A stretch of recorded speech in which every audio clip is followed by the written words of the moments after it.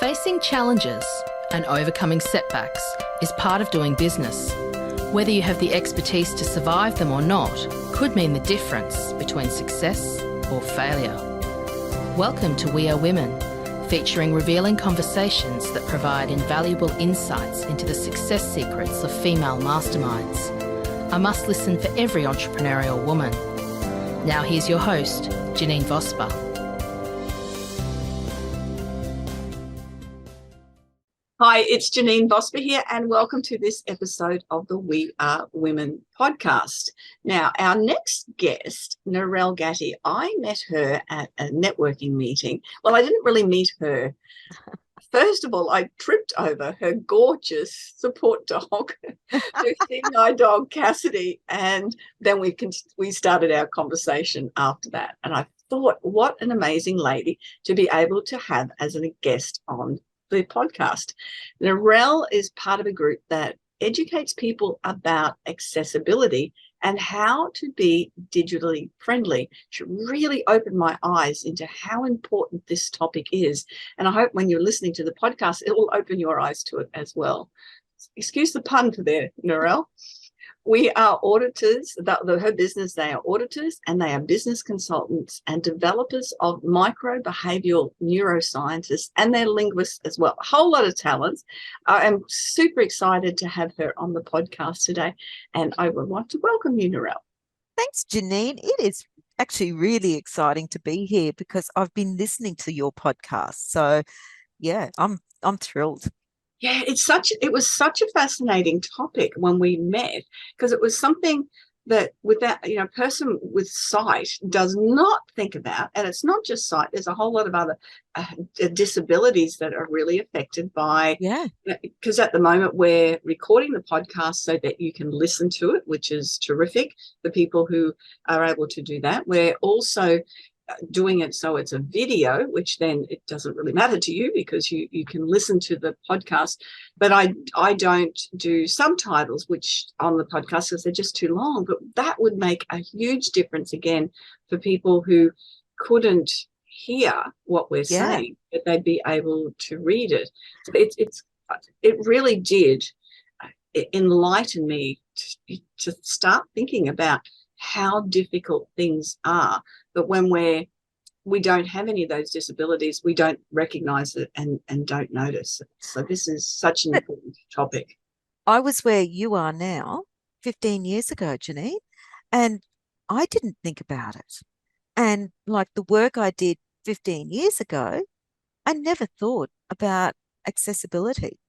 I thought about efficiency and being effective and producing effective, because I was a computer programmer, so producing effective business solutions, but I never, ever thought about accessibility.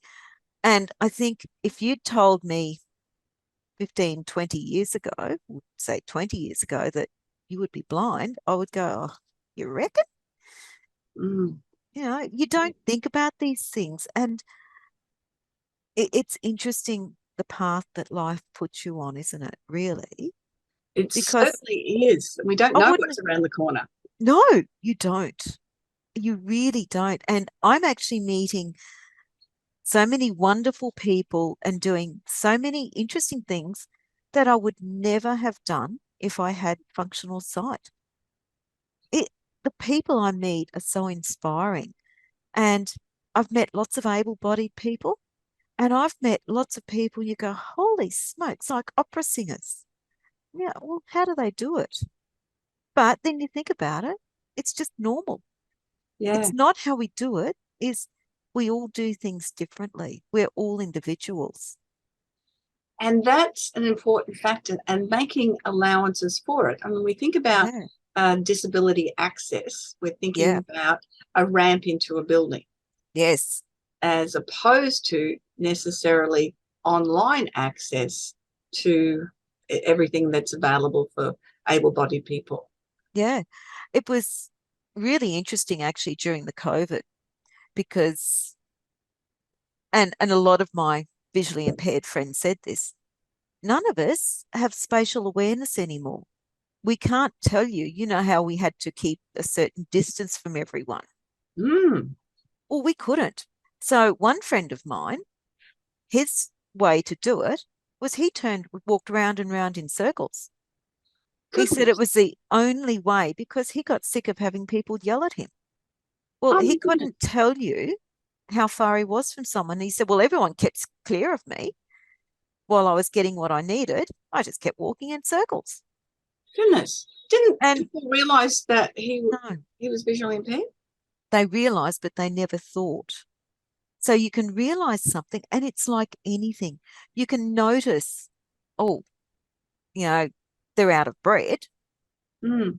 but it's that thought process behind it.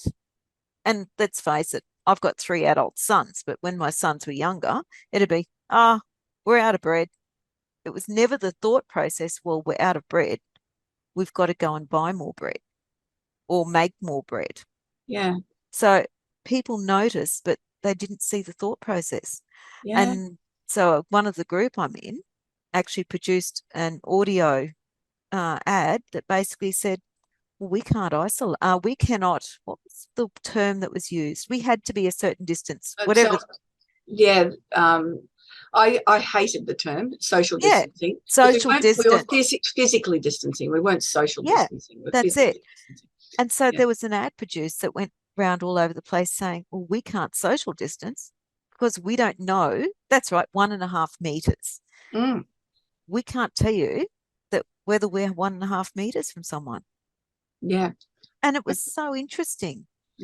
That is, I got a dirty look from someone the other day because I wasn't 1.5 meters from somebody, Yeah, and I thought we were all done over with that now. But anyway, yeah, it is. but at least I could respond to that because Yeah, I could recognise that the yeah, person wasn't happy, and I just moved out of that space just to accommodate that person's fears. But yeah, yeah. you can't do that. No, I mean, there was a few instances my husband actually was with me and he said to people, well, you need to move. If you Mm. want to be socially distant, you have to move. Narelle Yes. cannot tell how far she is from you. Yeah. And that's a common thing, but it's with everything. People will notice something. However, the thought process behind it, they're distracted. They're thinking something else. They might be Mm. thinking about their shopping or what they've got to do later in the day. And they'll notice in that case, oh, they're not 1.5 meters from me, oi, social distance. Mm. But they're not thinking, oh, hang on, that person may not understand what 1.5 meters is. If you take Mm. someone with some multiple learning difficulties or some form of intellectual impairment, they might not understand what 1.5 meters is. No, no, it's such a great point. I Yeah. know as a golfer, I tend to exaggerate my 1.5 meters. Yes. Oh, We that won't putt go was a there. 3 meter putt I got in. Oh, look, and it was awesome. And you got an eagle that day, didn't you? Absolutely. See? Exactly. Yeah, that worked. Now, I know that you told me that you grew up on a property. So I did. how did your life change from growing up on a property to where you are and what you're doing now? I grew up in a property in the 60s, 70s. So my parents are much old. My father was 40 years older than me. So I have an older father, very elderly grandparents. So my grandparents, all of them, if they were alive, they would be 120, 110, very much older than us. And so I come from that era and that generation where girls didn't stay on a cattle property. Now, my career of choice, I would have stayed on that cattle property forever. I love working with cattle. Strange, I'm no good on a horse, and we know now why. I was terrible at horse riding. Oh, Again, that's so spatial, isn't it? Because it is, but I couldn't see the ground.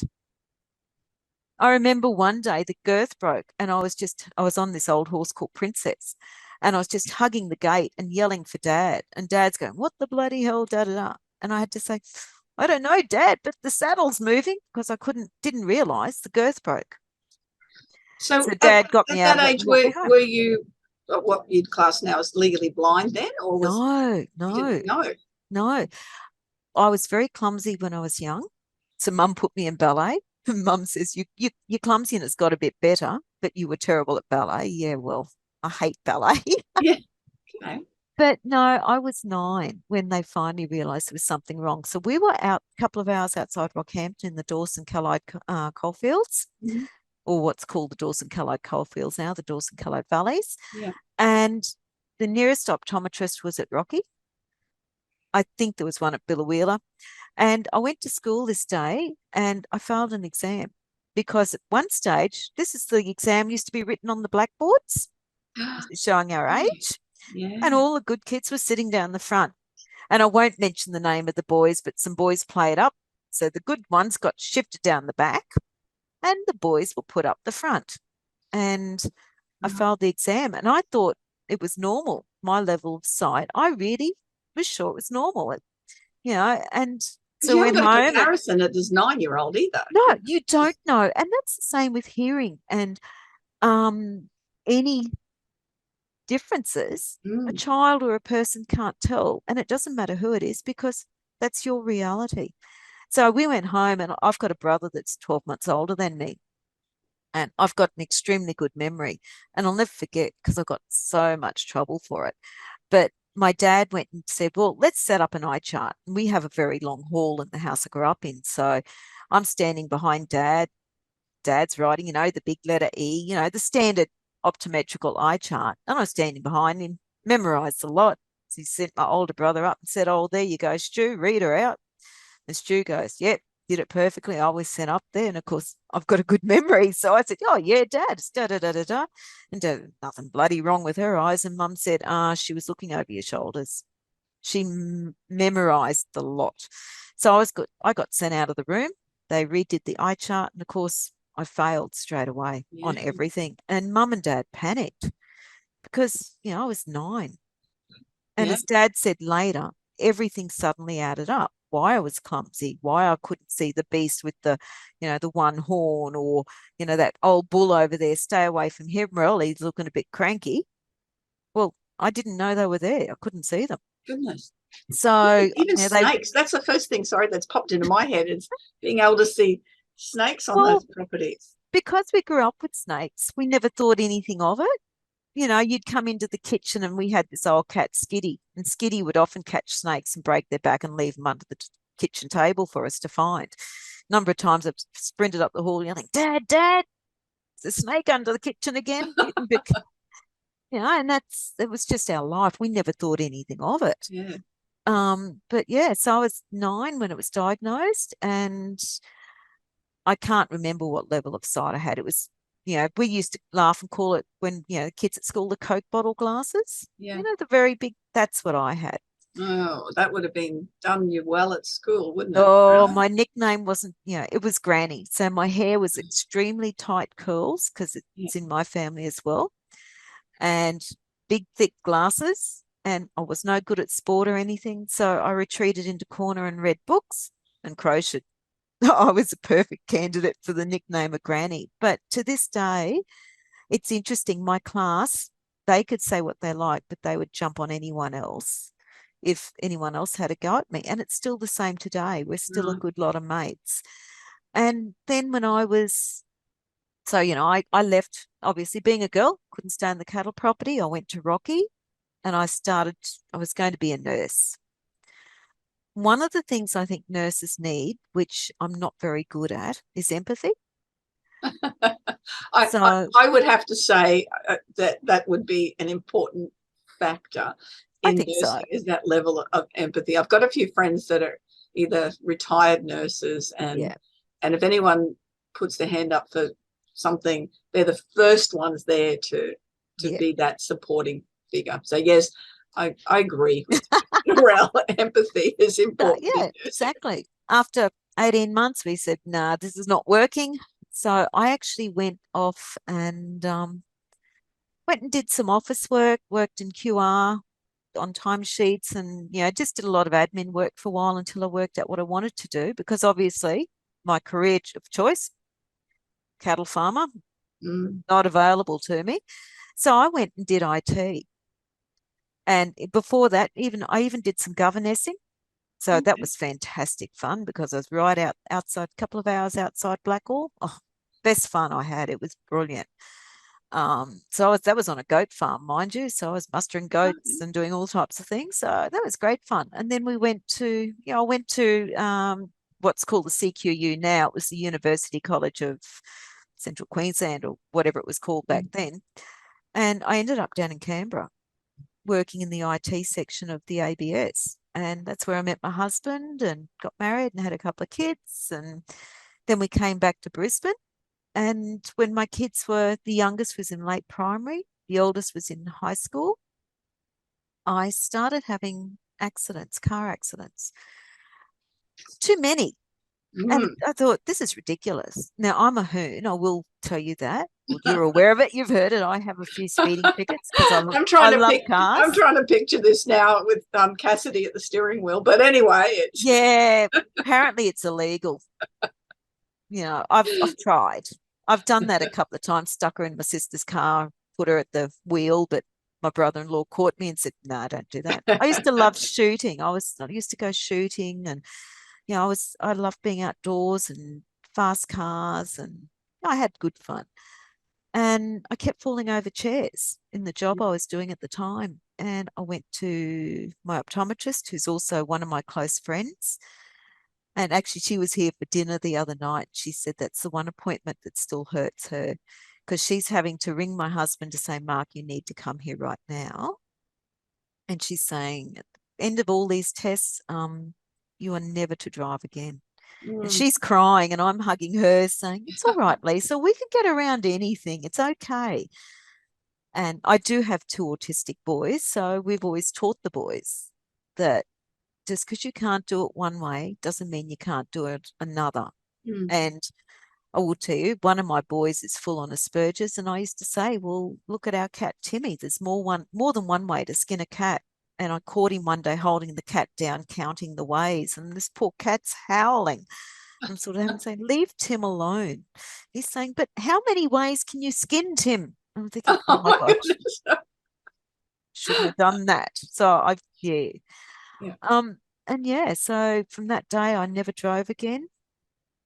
And I know. And that's a big thing, isn't it? To have that sense of freedom to be able to do that. So then you become reliant on somebody else forever, isn't it? Oh, I thought I was going to be. However, my husband is in a quite full-on job. He's also in IT. We had two autistic sons and a normal son that all played cricket and football, and there was all those activities, and they all had to go on. And one of my very close friends and I had many a discussion about how the heck are we going to do this?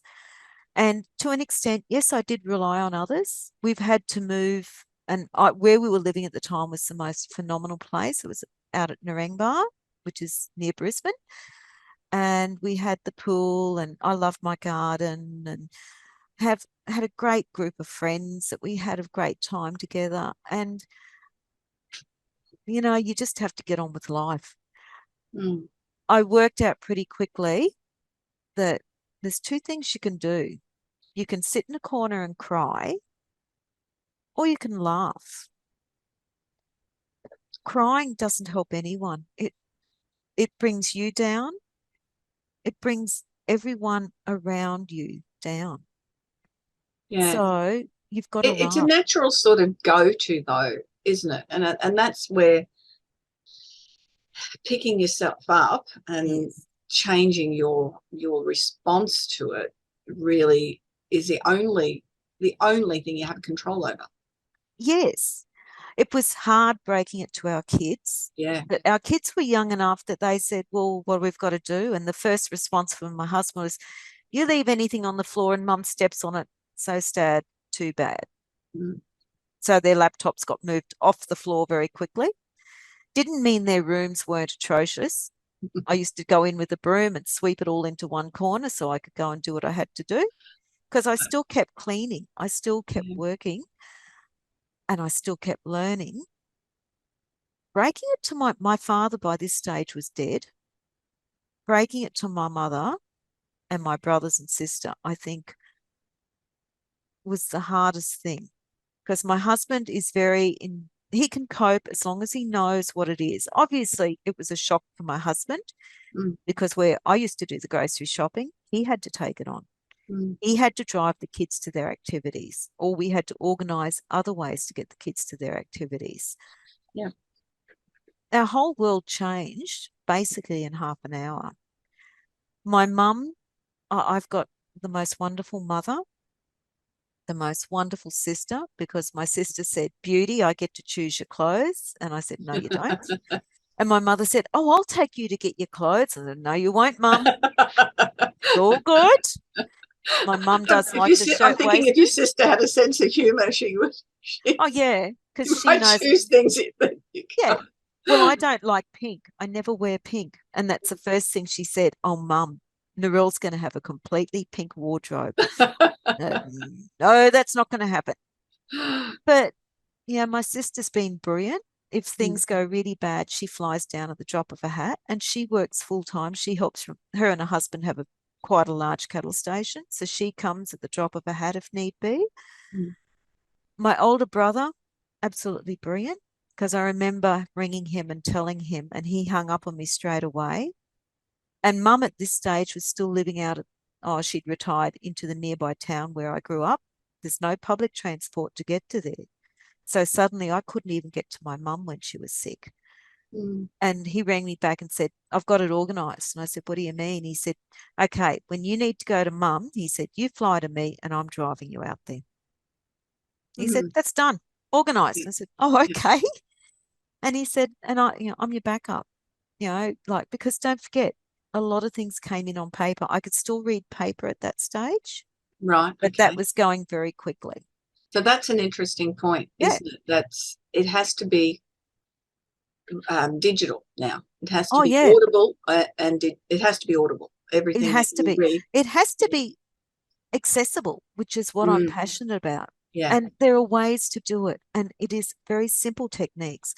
So from there, I worked for many years, and I had to stop work because I couldn't do the job I was doing. And I also am very light sensitive. So if anyone comes to my unit on a bad day, it's completely dark. Right. Okay. But my husband and I have worked out a whole system, and it's fine. But everything comes on digital for me. Yeah, and that's the thing, is working out what's the best way to suit. So, whether it is a vision impairment or a hearing impairment or a physical disability, can't move around in wheelchair, or Asperger's, whatever the disability is, it has to be that thought of, how are we going to work this in the world today?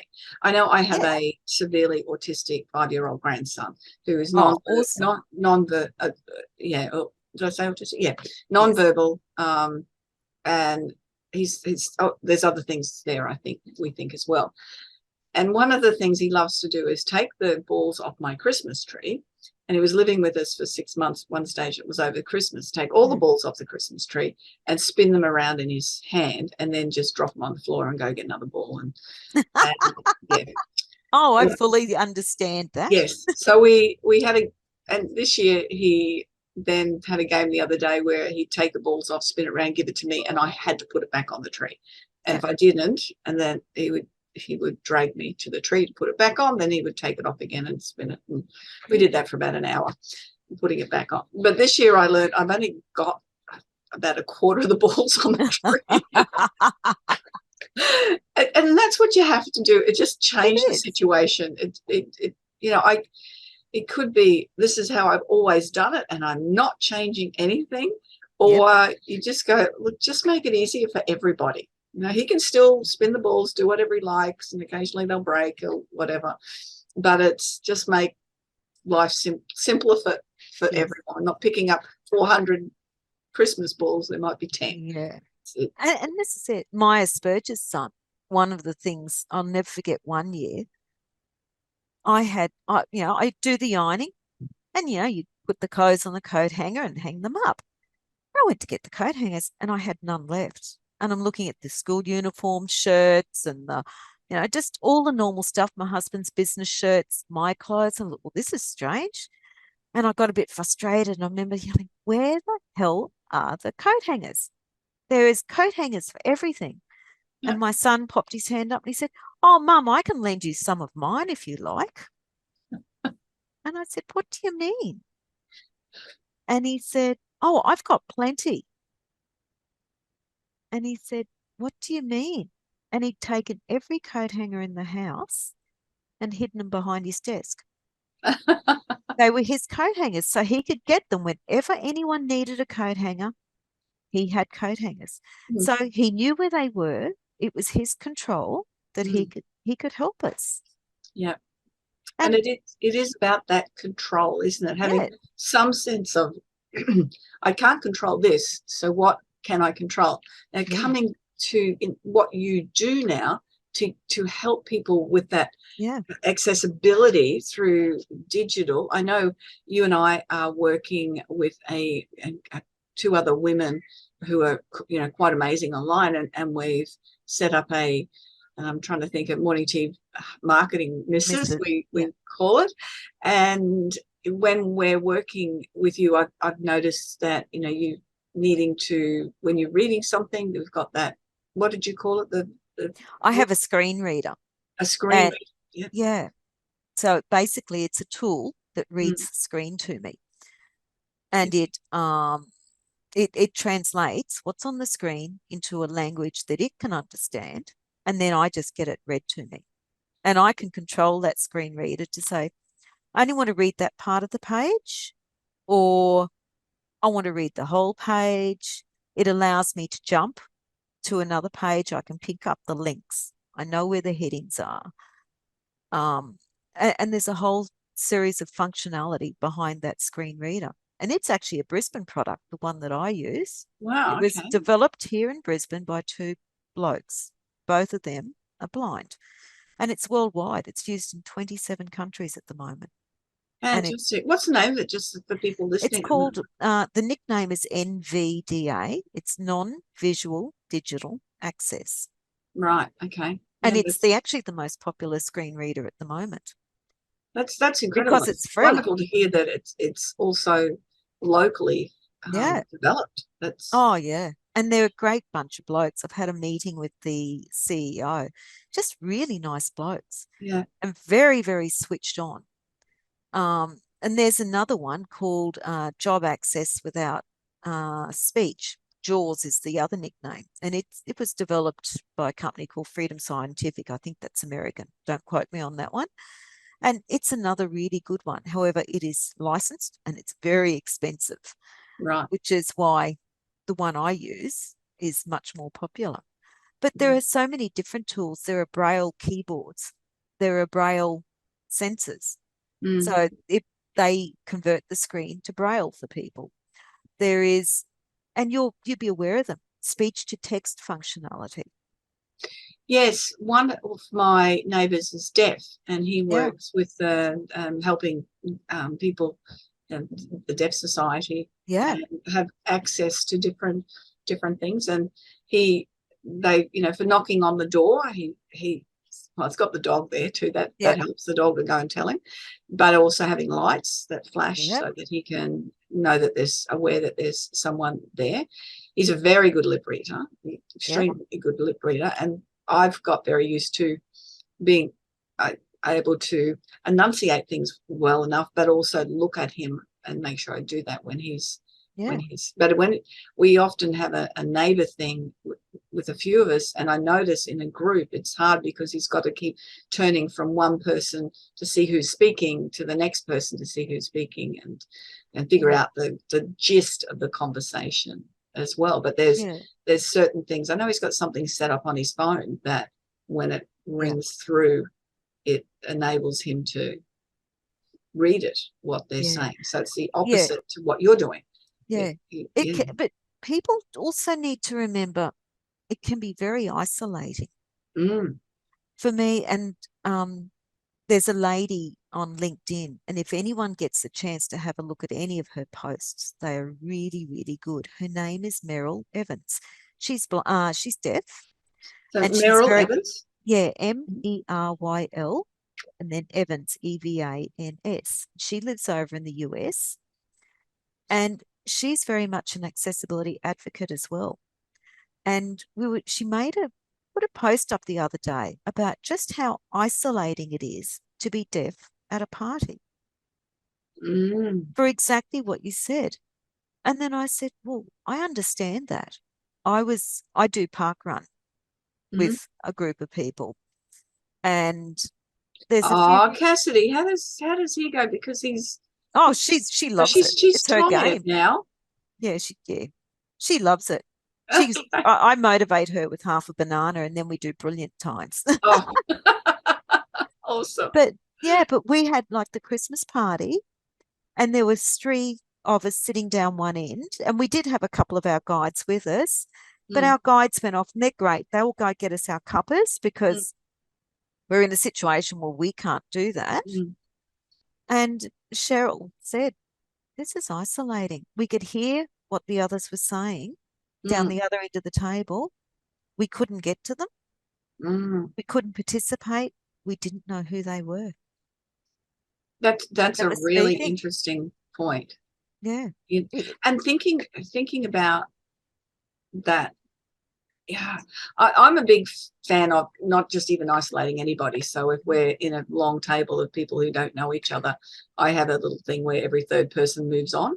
And that's good. Yeah, it works out really well, because then everyone's had a conversation mostly with most people and move it around. But it does make a big difference, because even sometimes, and it may not be that a person has some form of a disability or something, they just might not fit in, they just might not feel comfortable, they might not know the crowd. So, but it even more so when you can't see what's going on, or you can't hear what's going on, or you don't have the mobility to participate. Oh, yeah. Can you imagine mobility? That would be a hard one. If you're in a wheelchair and there's lots of obstacles in the way to get to another part of the room. Yeah.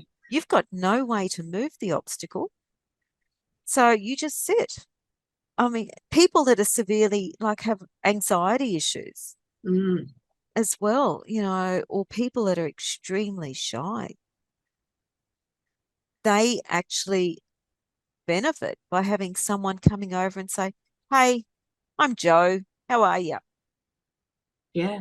And just starting up a conversation, because if someone else can start that conversation, those people can respond.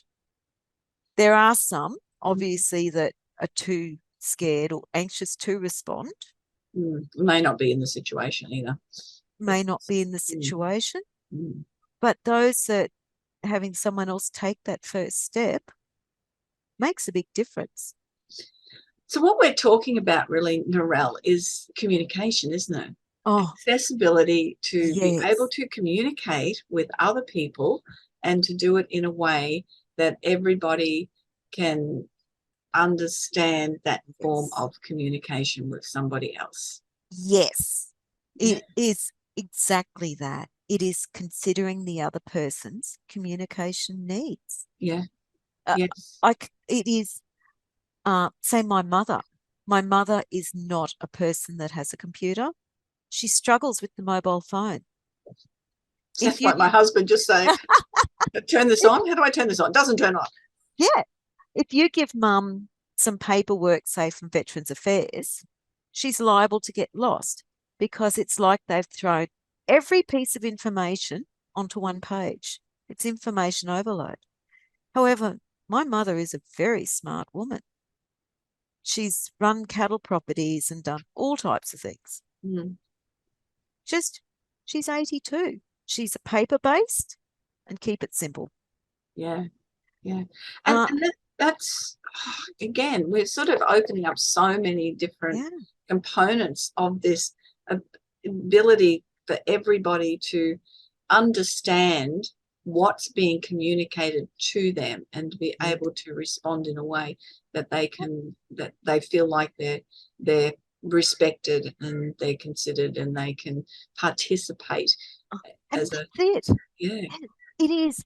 We all want to be part of society. We all want to be part of the community, and we can all contribute. We can. There is no limitation to what we contribute other than the limitations that we put on ourselves, which is a big one, and the limitations communication-wise that others put on us. And that's the other big one. Accessibility actually has 4 principles. So there's perceivability, what you see. There is operability, how you see it. There is understandability, and that's exactly it, understanding. And there's robust. In other words, that it can be looked at on a mobile phone, on a laptop, printed out, on a tablet, voice. The same information is accessible no matter what. And if those 4 principles are met, imagine what our society would be like, where everyone can contribute. And that's the thing, is everyone being able to contribute.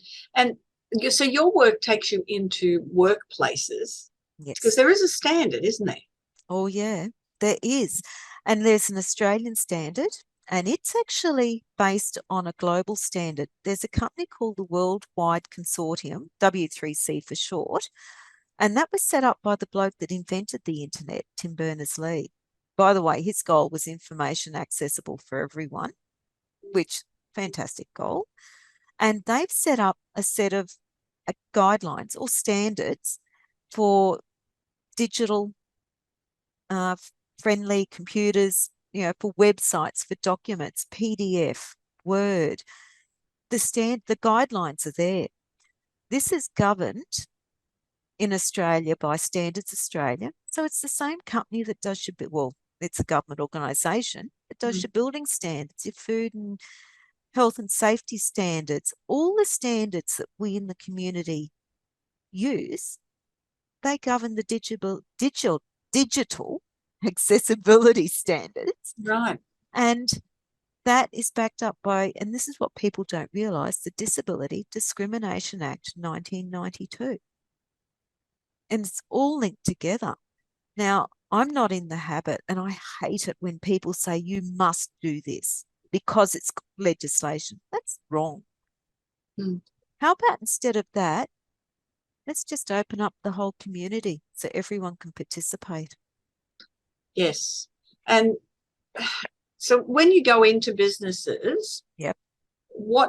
And again, you mentioned, so readability, Yep. and Understandability. the software to Yep. be able to do that.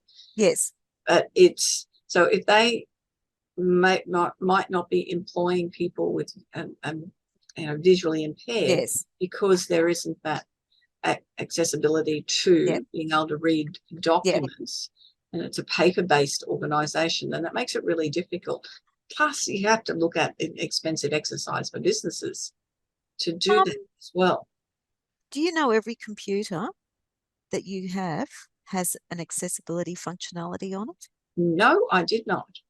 Every one of them does. Every one of them, there's a Windows narrator. There is contrast. So for people that have contrast problems, there is the ability to change the contrast around. There's the ability to change the way the mouse works, and also the look of the mouse. There's magnification. You can change the size of the icons. Every computer that uses Windows or the Mac has it. Wow. Every phone has it. Right. iPhone have just released, I think it's 16.2 of the iOS, and there's even functionality in there now that will recognise if the doorbell rings to alert someone that's deaf. Or if I'm trying to walk through a door, it will find the edges of the door for me so I don't bump into the door. I've got a Cassidy. I don't have that problem, but there are people that do have that issue. Yeah, yeah. All the phones, Android and iPhones, come with that accessibility. Wow. And imagine where they go in the future. Do you know these standards are looking at virtual reality right now? I was going to bring that up because They I are, remember yeah, watching something, and I'm saying 10, 15 years ago, where they were able to implant yep. something for somebody, and it they were able to walk around New York, a virtual reality space, and participate in, and without any guidance whatsoever. It was amazing. And that was quite a long time ago. So I'm imagining that there's things that would probably be ready for market very soon. There will be things coming. In my case, there's nothing they can do because my optic nerve is collapsing. So the moment you don't have the optic nerve, you don't have a retina, which is all nerves, you know. Right. But I'm not worried. I'm having the best life. Yeah. You know, I've got to make my plum pudding tomorrow for Christmas. And I'm very good at adding the alcohol. I'm great at measurement. Not, but no one cares. But the tools are there. Yeah. All business needs to do, and there's two ways. You can do this as an expensive exercise, yes, or you can do it in the cost-effective way. I'm not about adding extra expense to a business, particularly in the economy the way it is now. You know, it's only my particular belief, but I sort of think at times we could be heading into another recession. I could be wrong, but with interest rates continually rising, then, you know, people don't have the money they had. No, but they wanted, I'm sure there's so many business owners and that want to be able to assist, that have got the great intentions of and doing they the right can. thing. Yeah, they can. There are two ways to do this. As I said, the very expensive way, which just throw everything at it and do it. Or my preferred method is little chunk at a time. You know, if you're going to update the website, learn what you need to do and then just update as you go. If you're going to change an image, add alternate text. And we can teach you how to add the alternate text. Well, suddenly you're meeting one of the criteria that all non-text content has alternate text. And that way people can. So is that where you just on that? Is that where you upload a photo and it says alternative text? Yes, that's exactly what it is. So if anyone puts anything on Facebook now, you can actually, or an image, you can actually add alternate text. And I encourage everyone to. Like I've never done that on any of the photos on my website. Well, I found out today his name is Hendrix. Gosh knows why my great nephew has a son called Hendrix, but I have a great nephew called Hendrix, born last night. Oh, wonderful. Congratulations. Oh, I'm so thrilled. Yeah. He's living up in Cairns. But for me to see the photos, my sister-in-law will ring me and my sister-in-law will give me a full-on description because she's actually the great-grandmother. However, she's not a computer person. So I'll get one of my nieces, she'll upload a photo and I'll say, Nikita, can you put some alternate text in? Nikita goes, fine, Auntie Rel. And I'll know. One of my nieces is getting married in April. And she said, oh, Auntie Rel, I'm sending you photos, but what am I going to do? And I said, alternate text. Yeah. So I'm on it.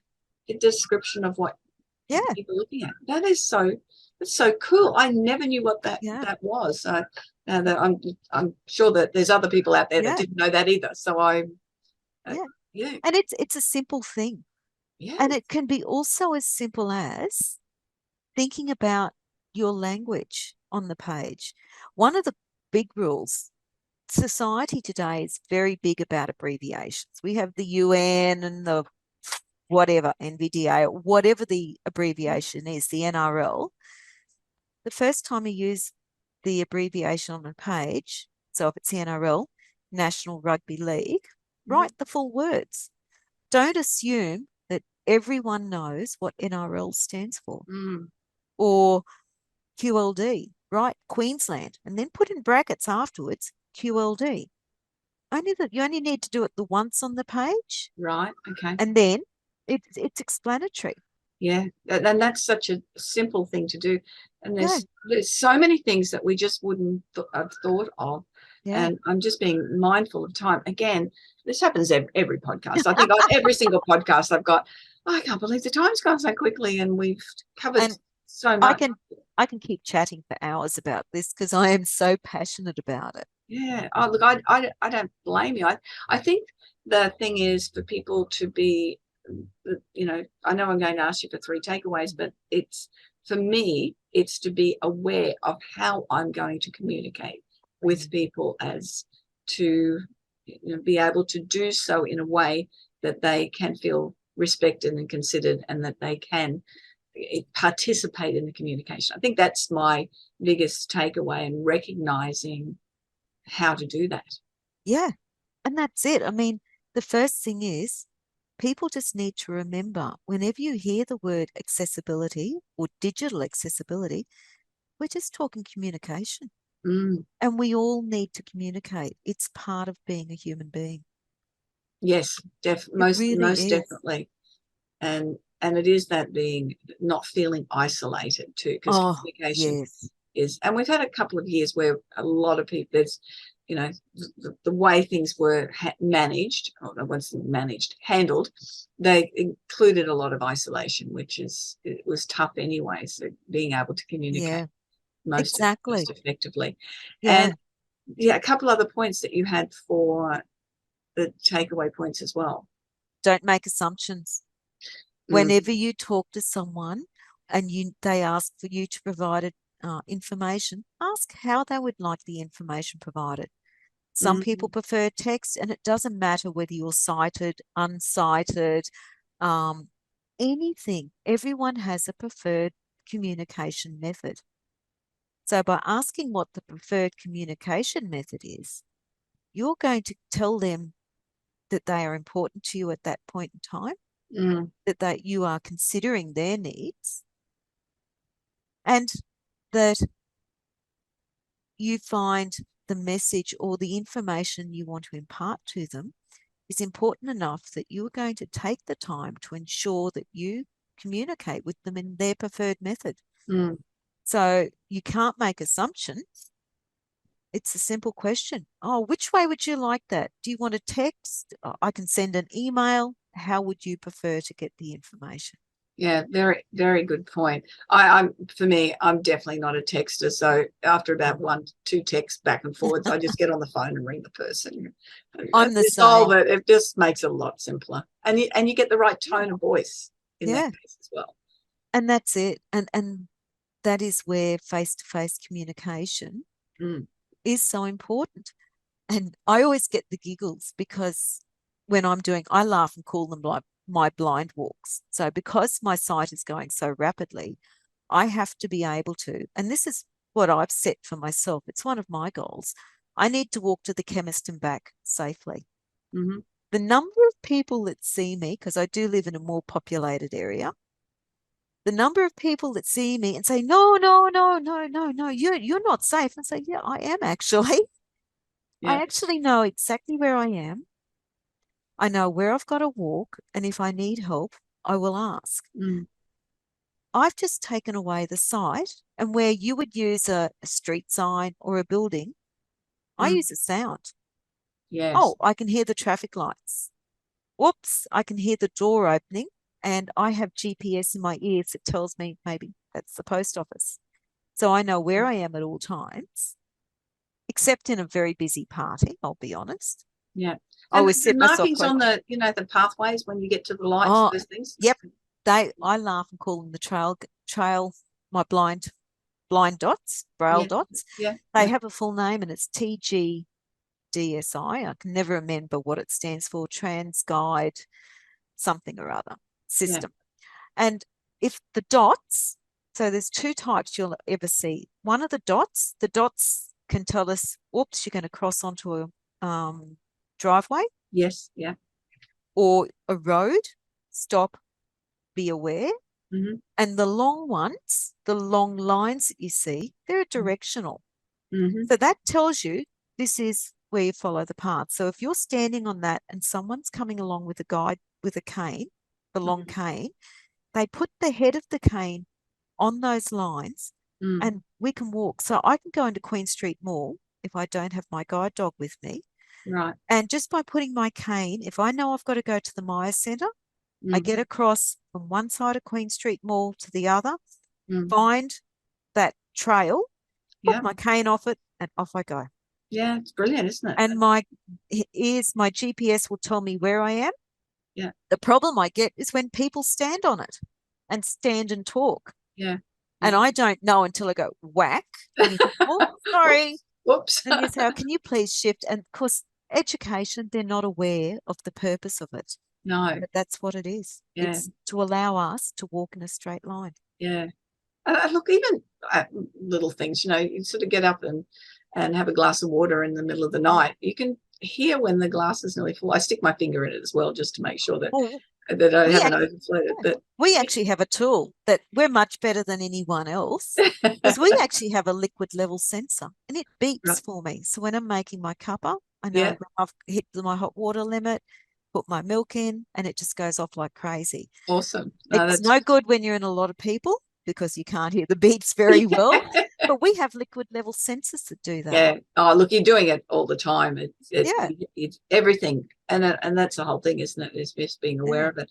Narelle, I think this is absolutely fascinating subject. And I think it's something really worthwhile for people to investigate how they're communicating and what's happening in their world. How can businesses and people get in touch with you so that they can, check out what they're doing and you can do some recommendations for them? Okay, we've got a LinkedIn page called Digital Access Solutions and Assistive Technologies. Mm-hmm. We have a Facebook page with the same name.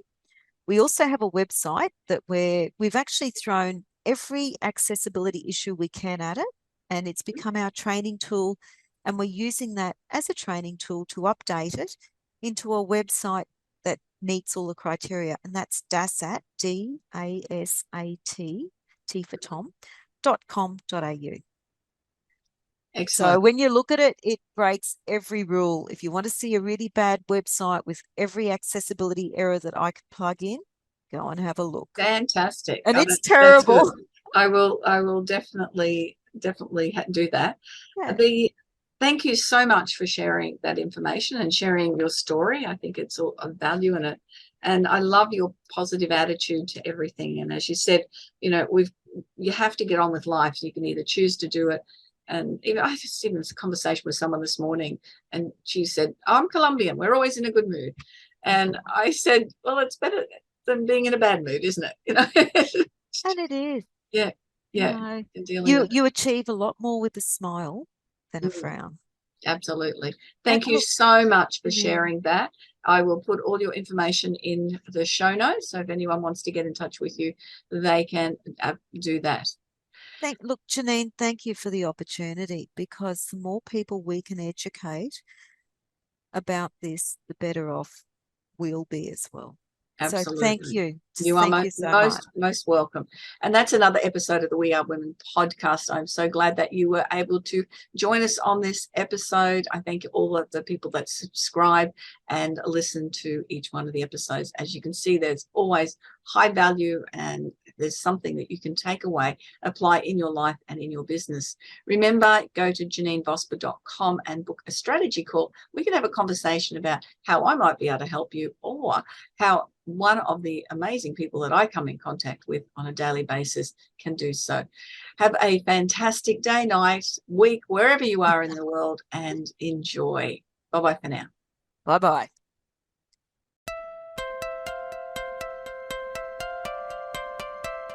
So, do you feel stuck in a rut in business? Visit speechperfect.com.au and download Janeen's free ebook to avoid the 5 most common stumbling blocks women face in business.